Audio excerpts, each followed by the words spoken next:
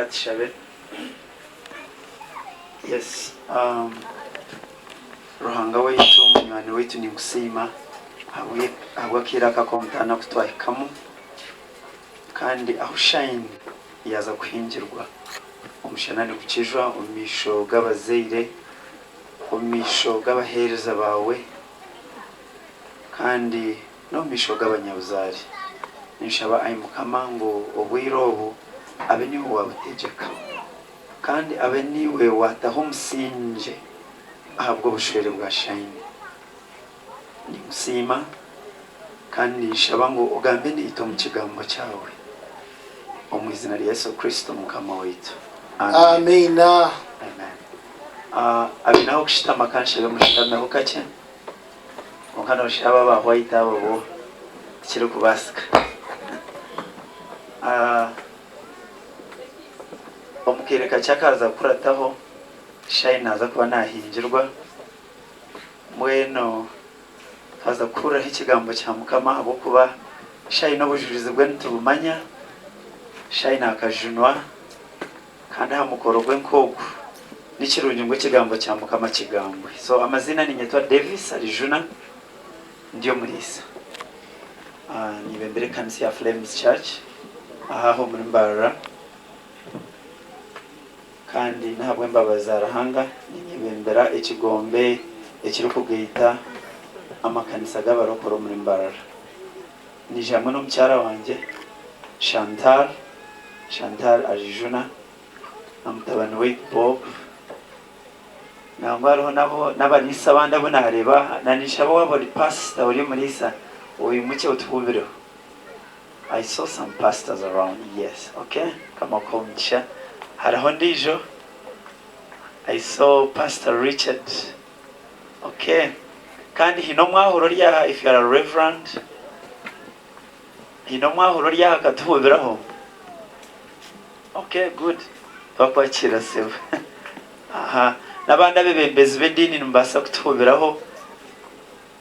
Tumanya ngumuryaha mwebare mukama abahomje. Amen. Mwebare.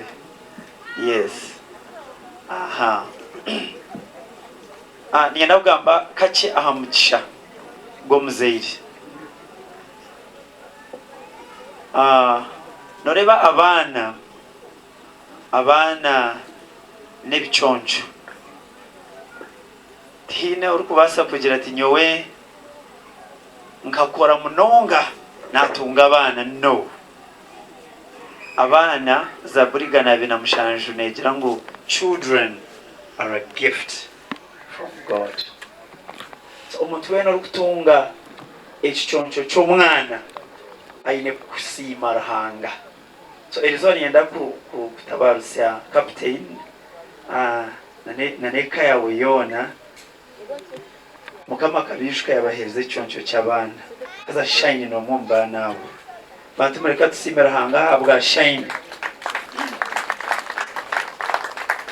So ruhanga ko mwana nakwesiga kugira ngo no basogo mwana kumureberera nakobwenje nicyo reberito barokore mwana ko ari kuzarwa nitumurikira mukama. We take the child to the altar and we dedicate the child to God. How bantu manyangu ahatari ruhanga tukabasa kuzo mwana. So nisima rahanga ahabwa amagaraga shine kandi zoba nkere ryo mutano kureba ngo shine kandi mukama yamwigururo rw'iki yazana ukombe kageye kandi n'amasuko mushine rahanga naza kwemicisha yona eyahabazeire noza kumuzeyiro wabana kandi noza no kugira ibintu. So niyenda kusima captain na nomucyara wawe mwebare kuhereza shine omusinje murungi kandi akayika ahizoba nkere ryo mutano. So okurwo muri Bible nitureba ngo umwana atashembe kurwo wishe just akagenda atyo atine mu cyagwa bazeire hariho bamwe abaryaha ukafa kugenda utyo na hato muzire tarukumanya hori ase kinte cyo nakinte kigwire kandi nanishaba abataka ikirari yejo level yo kushwerwa. Think about it. Utarugomuka yasho otyo okagenda otyo otino mu kiyago muzire wawe noreba ekintu cyona kiba kine foundation. Bibuli netugambira ngo hariho omusingi gw'omushenyi hariho n'omusingi gw'orukere. Omusingi gw'omushenyi niguba gworobi kuborya ukiruko kazo mu maka nikikorobera munonga konka umanya mwejo wajombeka omusingi gw'omushenyi. Haza enju eyombekirwa omushenyi n'enju eyombekirwa harukiri niziba zitarukushana. In fact ebingonzi bya bitakizire emiyaga ngo ihuhe na nebindi noba nosha ngo wayombekera omushenyi ibintu biye bikanguha abo kuba nabayatire mu sentenche norabantu batine mbaga nke ezibena ngo bakore byajubajo namwe narabije umurimo muri ati mukaterezaga haza mukombeka hamushenyi hati obwire no buhika umuyaga guhuha hazo wayombekera omushenyi ne bwakumanywa ngo musinge gwe ukagutahamera mwacyengecho. So mwikirize tumanye ngo buri kintu cyona kino musingi, especially marriage you must give it a foundation. You don't just start things and go anyhow like that. Abako bwire no buhika ebintu byenda kuguma. So korabe wagenzura otyo bintu wabikoze otyo ubundi nobora naho kunjira. Hawo kwashino yebuza si ati tata shi mutere sumu no yebuza shi ati zomisho garahanga acika tugo muciya gwarahanga. Why? Ebintu kabiye koriwe independently. And that thing is not right. So I want to discourage it. Nobwo rindeho konka waza gukora ikintu kikoro mbuteka. Buri kintu kigira uburyo bwacyo. Marriage is not an emergency. Hinizo bari mwabantu bakijo mu office yanjye ngo mbagite. Ntiryarish ngumbure bwa weeks nkishatu. Mumanye nabwire bukwingana ki ngo tumanyine ko kwezi kumwe. Nabagira why such an emergency? Why such an emergency? Nabanyata cannot do that. Ingaba gito muri yogo muringo. Oine kubanza wamanya mutahi wawe nawe yakumanya. Nambuza shabazire mutukabatere sumu. No, we don't do things like that. Bitu no manya investment yo muzira kubatira omwana. Omwana uwayihira hayibere okamukuza omwana kabo muntu. Then ngo hure kwa mutwarire Kampala. It's a disgrace. It's a disgrace. Kande kanasa tuine kuchirwanise echo kintu. It shouldn't be like that. Girls mwine kumanya ngo mwina omukuzarwa, boys mwine kumanya ngo hina babazeire. So mind them and respect them. Give them the due respect. They deserve it because they did their part as parents. Amina. So katishomeka handikirwe. There's a scripture in Genesis 24. Okutandika shule ya birinenga. Ni mwishike Rebeka. Tuko Rebeka kandi hamwe na Abraham ubwatuma omuhereza we kuza kurondera umwana w'umukazi.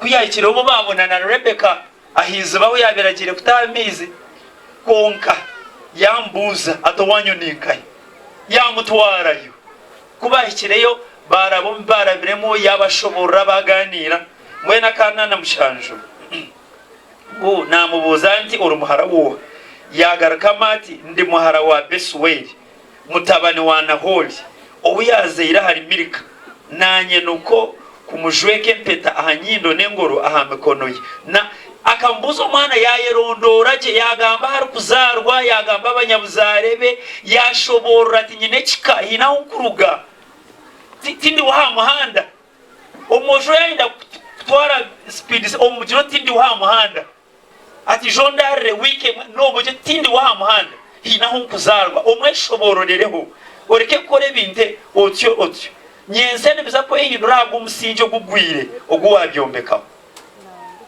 aha kana na munana bwanyuma ninama naramya mukama kana asima mukama rahanga wa mukama wanje Abrahamu onyebembeyire umuhanda ogwikire kushwererera umwana wa mukama wanje umukazi omurebene wabo mwene kumurabe ni mwikiriza kukorera mukama wanje byembabazi nebyamazi mu ngambere narishi kumurabe mutari kwikiriza nabwo mu ngambere mbone kugira urubaju orunatora yabarwa buryo yabarwa bumusho Labani na Besuweli bagaruka mune bagira bati enameji ne ya mukama titwine kituruku basa kukugandara yaba kwikiriza nari kwanjara reba Rebeka akuriyo misho mutwari mugende abe muka omwana wa mukama wawe nkoko mukama yagambere umugarago wa Abraham kuyahurire okugaruka mukwabo yinama yaramya mukama habo kuba akamanya ngo program ye bagihise omugisha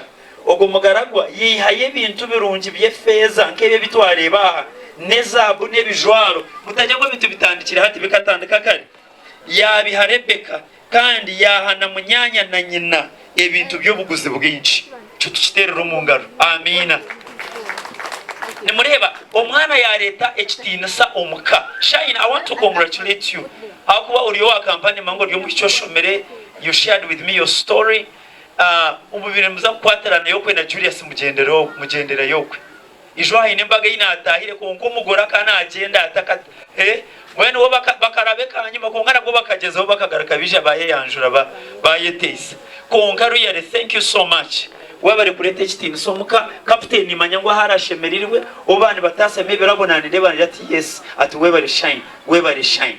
So because I mean warete kitini somukeje so nienda kwiga abandi mwena oba mu nkundo bamongere mutantumwe ebintu bijiro butekwa bwabyo kandi ekiye kintu cyega kurwo muri Bible twege ko abazire bite kitenusa waza kugenda ogendo no mukisha gw'abazire bawe. Hallelujah. Nyense akankugambire nobu byoguma bita nobo ine cyo kugamba umishogara hanga nobo ine you have a reference, you have something to stand on and plead your case, isn't it?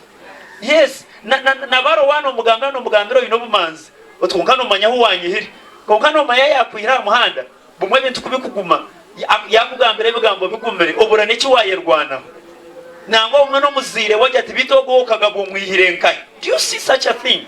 So please yake bintu tubigarazo muteka bwabyo tumanye ngo twetengo mukisha gwabazire kandi twetengo mukisha ogwara hanga. So after here I expect Julius and Shine, please go to the church and honor the King of Kings and the Lord of Lords. Ni wabahiramani ni wababuganise yihogo hoyi burisa yakwihankore yababuganisa. That is God. So please don't be in a rush for anything. Don't be in a rush for anything. Marriage is not an emergency. Here you have scored 100%. You need to score another 100%. Yes, amen. Hasa nituza kushemererwa tuyongere kusima mukama kandi mwa mutakufuye munyeta hambagejo. Hallelujah.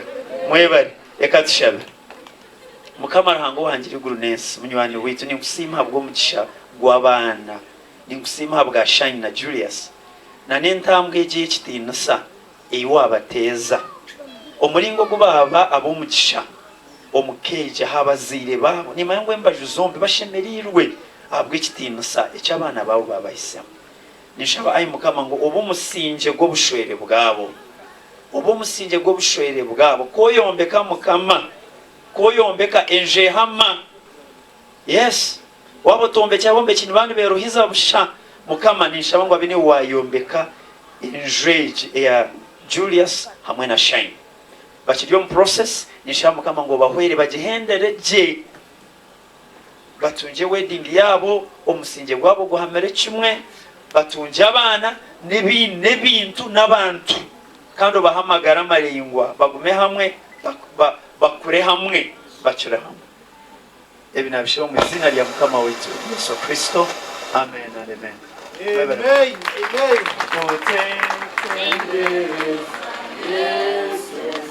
Yesu oimara kwaniga omusai omunaziza nebasa Yesu mulokozi. Hallelujah, hallelujah, hallelujah.